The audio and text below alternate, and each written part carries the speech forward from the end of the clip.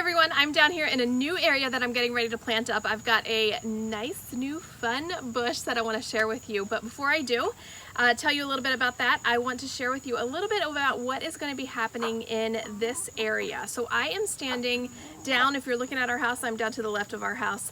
This is an area where the riding ring is. I had an in-ground part of the garden. I've got the chicken coop here next to me. You could probably hear them as I'm talking.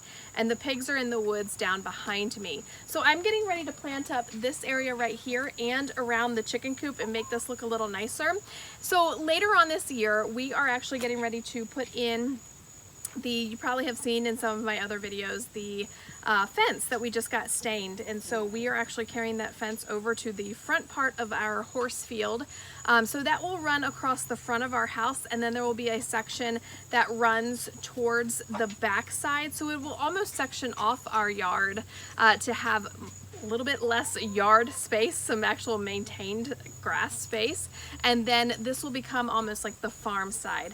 And so it'll be the chicken coop, the pigs, and then there'll be a playhouse, which will double as a greenhouse for me. That will end up over here.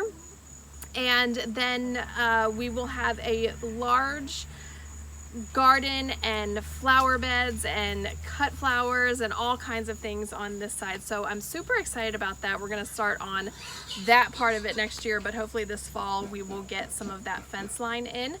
So I have two of these Lemony Lace Elderberry plants here with me.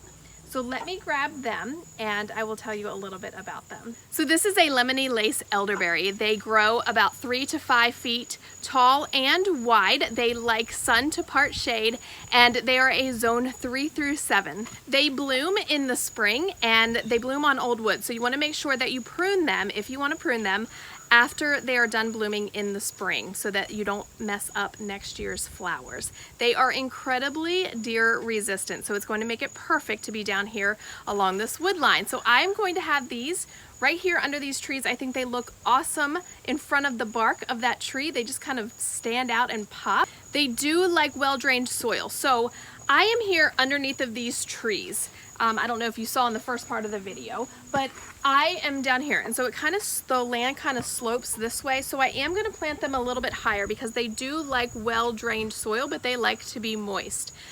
This tree canopy, I'm actually going to end up taking this canopy up higher, and it will let more sun in. It won't get that morning sun, and it won't get a ton of direct sunlight, but it'll kind of save it from that heat of the day. We are here in a zone 7, and so it gets pretty hot in the afternoon, and I don't want these leaves to burn because it does like some of that shade. So I'm going to trim up this tree canopy, probably not till next spring.